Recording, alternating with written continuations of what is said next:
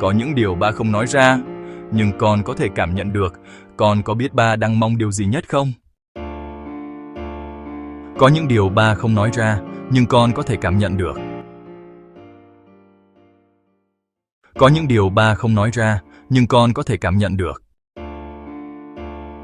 Con à, mới tới khi ba thấy con Mai xem tivi, ba không lạ cũng không trách. Ba chỉ hơi buồn, vì ba biết con thông minh lắm, mà đôi khi con lại quên mất những việc giúp mình tốt hơn từng ngày.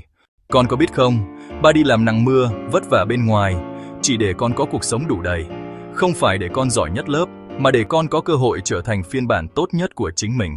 Khi con tự giác ngồi vào bàn học mà không cần nhắc, ba hạnh phúc lắm.